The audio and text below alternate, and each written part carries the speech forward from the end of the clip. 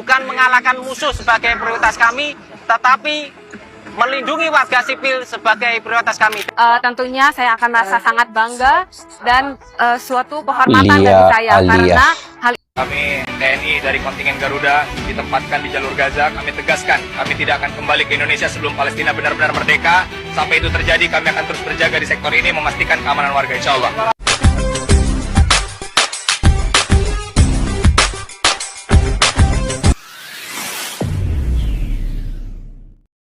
Assalamualaikum dan salam persaudaraan. Oke guys, apa kabar semua? Selamat bertemu kembali di channel Askalani Studio. Semoga kalian dalam keadaan sehat walafiat, dimurahkan rezeki dan juga diberikan kesehatan yang baik. Oke, hari ini saya ingin reaksi terkait TNI kirim 20.000 personel ke Gaza, fokus ke medis dan juga rekonstruksi. Jadi Kepala Pusat Penerangan Kapuspen ya, Mabes TNI Maijen Freddy Ardiansyah memastikan 20.000 personel yang disiapkan untuk menjalani misi perdamaian di jalur Gaza Palestina berkompeten dan berpengalaman.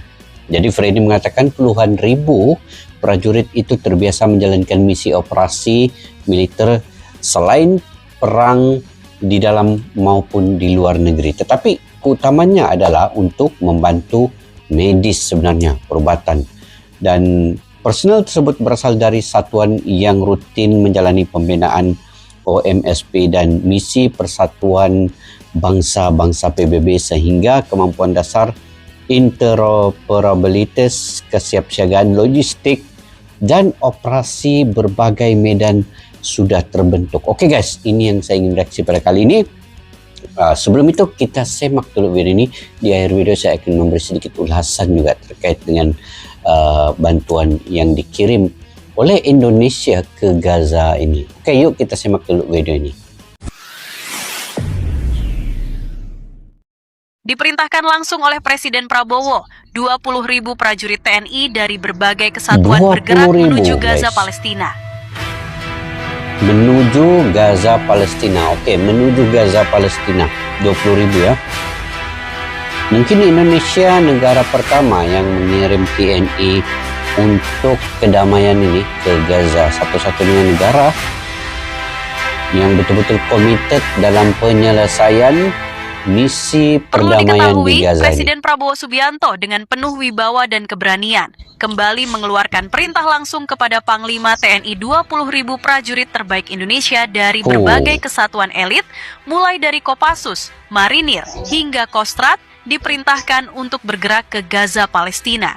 Berdasarkan kabar yang beredar dan sumber-sumber yang dekat dengan istana, keputusan ini diambil setelah melihat kondisi kemanusiaan di Gaza yang semakin memburuk. Presiden Prabowo, yang dikenal sebagai sosok tegas tapi berhati lembut, mengatakan dalam pertemuan tertutup dengan para petinggi militer, Indonesia tidak akan diam melihat saudara-saudara kita menderita. Ini bukan sekadar misi militer biasa. Ini adalah misi perdamaian dengan skala yang belum pernah terjadi sebelumnya dalam sejarah TNI. Bayangkan, 20.000 prajurit siap tempur akan bertugas di Gaza demi mewujudkan perdamaian di sana. Sekarang pertanyaan besarnya, apa sebenarnya yang akan dilakukan TNI di Gaza kok sampai mengerahkan 20.000 prajurit? Berdasarkan kabar yang beredar, misi utama TNI di Gaza bukan untuk berperang melawan siapapun. Ini adalah misi penjaga perdamaian atau melindungi warga sipil, mendistribusikan bantuan kemanusiaan, dan memfasilitasi dialog damai antara semua pihak yang berkonflik. Selain itu, TNI juga akan membangun koridor kemanusiaan yang aman. Artinya, jalur-jalur khusus di mana warga sipil bisa mengungsi dengan aman, di mana bantuan makanan dan obat-obatan bisa masuk tanpa hambatan. Yang lebih membanggakan, TNI juga akan membantu membangun kembali infrastruktur yang hancur. Sekolah. Ini yang penting guys, ini yang penting. Infrastruktur yang hancur, sekolah, hospital, perubatan, rumah sakit. Rumah sakit itu yang penting sebenarnya untuk warga Gaza, karena setiap harinya ada saja warga-warga sipil ini yang cedera, yang perlu bantuan dari segi perubatan dan sebagainya. Ini yang misi utama 20.000 TNI Indonesia ke Gaza. Bukan berperang ya, bukan berperang. Tapi ini untuk memberi bantuan yang lebih nilainya lebih tinggi seperti bantuan perubatan dan mungkin sekolah akan dibina nanti. Ini Sekolah yang banyak roboh, jasa Indonesia. rumah-rumah yang rata dengan tanah, sistem air bersih yang rusak, semuanya akan diperbaiki dengan bantuan Zeni TNI yang sudah ahli dalam pembangunan cepat. Lantas pertanyaannya, apakah TNI punya dasar hukum dan kapasitas dalam misi menjaga perdamaian di level internasional tersebut?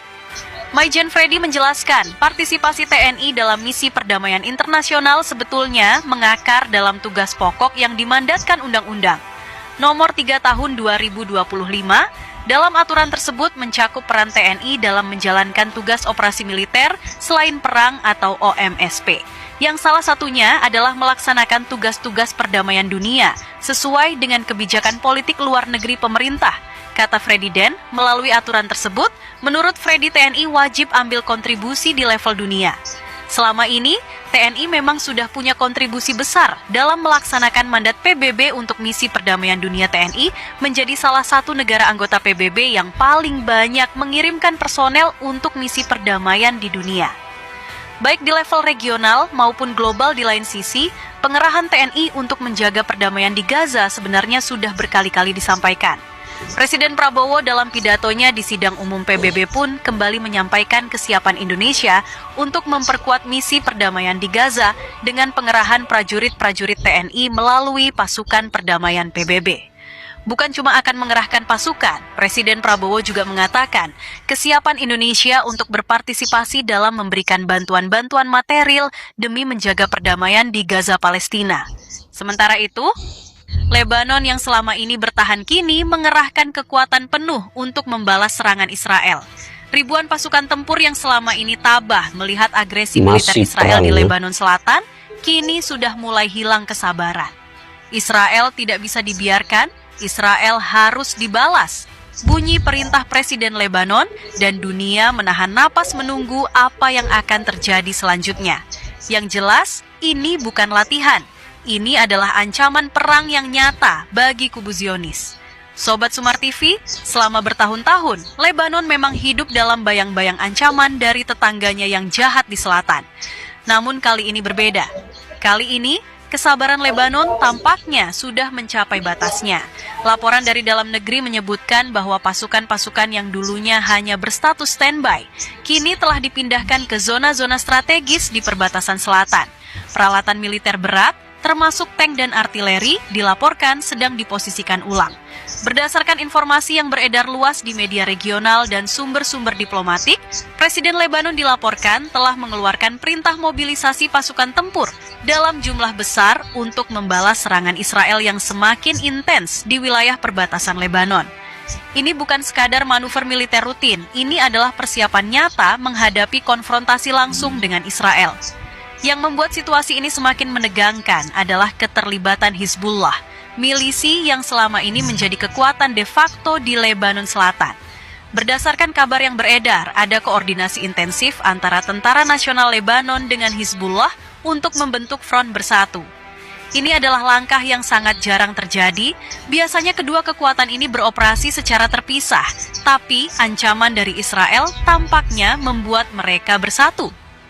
Presiden Lebanon sendiri, dalam pernyataan yang dikutip oleh media lokal, menegaskan bahwa negaranya tidak akan terus-menerus menjadi target tanpa melakukan perlawanan.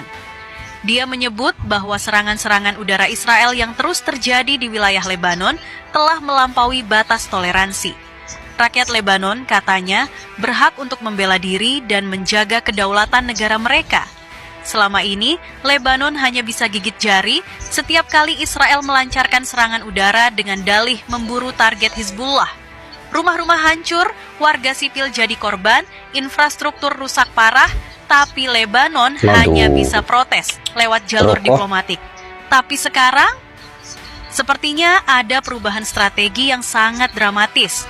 Menurut analisis militer yang beredar, Lebanon sedang mempersiapkan skenario serangan balasan dan pertahanan yang berlapis.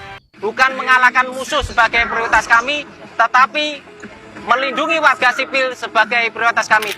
Tentunya saya akan merasa sangat bangga dan suatu kehormatan bagi saya karena hal ini tidak semua orang mendapatkan kesempatan yang sama seperti saya. Kemudian ini juga suatu amanah yang besar untuk saya, sehingga saya harus mempersiapkan diri mulai dari siap dari mental, fisik, dan sebagainya. Karena kami juga di sini untuk melindungi masyarakat sipil, menciptakan keamanan dan juga rasa damai untuk masyarakat. Ya, menurut saya tantangan paling besar bagi kita pasukan perdamaian Indonesia yaitu adalah membangun rasa kepercayaan dari masyarakat lokal, sehingga tanpa adanya rasa kepercayaan itu, maka kita sebagai pasukan perdamaian Indonesia tidak akan berjalan secara efektif.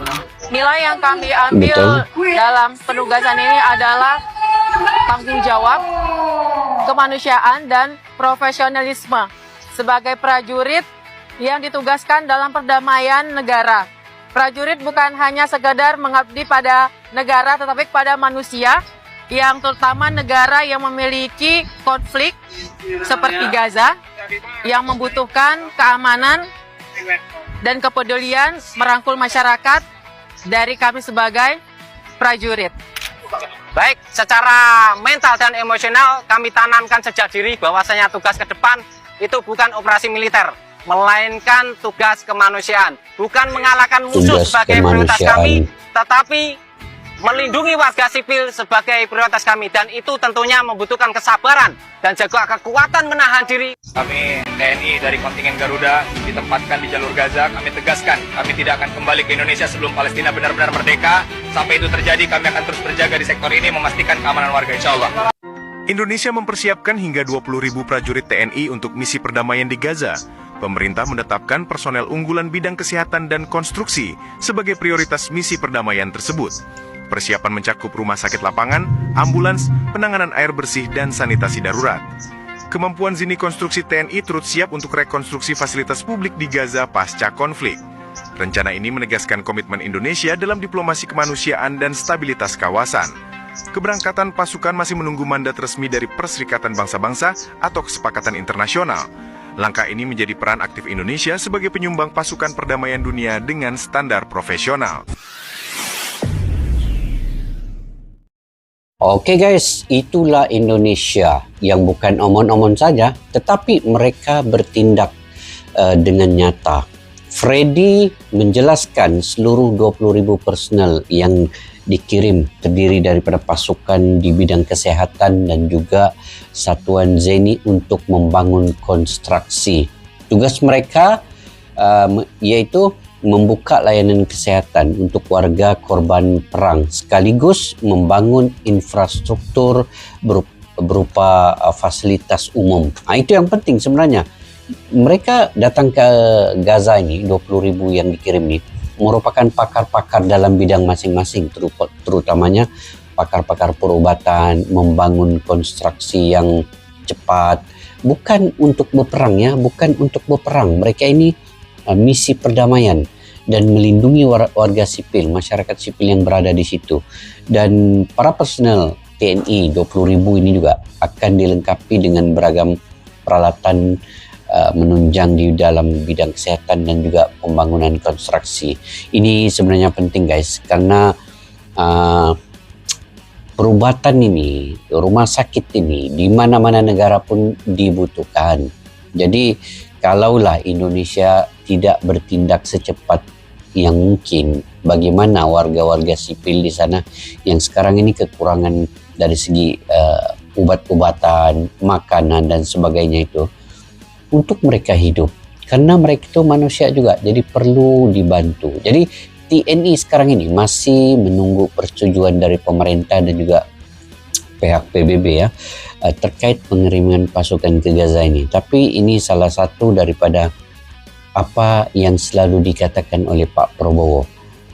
Begitu juga dengan negara-negara lain. Tetapi Indonesia ini nampak ke depan dikit ya, karena diumumkan oleh Pak Prabowo ini 20.000 ini ketika beliau pidato di PBB yang tempoh hari kan. Jadi untuk mendapatkan restu dari organisasi kayak PBB di internasional ini, mereka ini memerlukan pendekatan dengan komunikasi yang baik antara kepala negara kemudian mencipta beberapa perundingan kesepakatan di tingkat internasional. Itu yang penting. Tidak hanya Indonesia juga harus mendapatkan dukungan dari negara-negara yang dinilai kompeten terkait dengan persoalan konflik di Gaza ini. Bagi negara-negara lain yang berdekatan, Arab Saudi, Jordania, Mesir, Qatar, Uni Emirat Arab, kalau itu menyatakan mereka bersama-sama, maka Indonesia dengan senang hati akan turut menerima mereka juga. Tapi kini yang muncul ke depan untuk pertama kalinya ini adalah Indonesia yang bergerak cepat untuk bertindak. Tentu saja Israel, kalau Israel ini bagian dari keamanan ini sebenarnya sangat menjamin untuk Indonesia itu bertindak cepat. Mereka bukan juga ingin menyerang Israel. Israel kalau diikutkan dengan tanda tangan gencatan senjata ketika di Mesir itu, kalau mereka ikut betul-betul, sebenarnya Gaza ini sudah aman, tapi sekarang ini mereka masih lagi menyerang.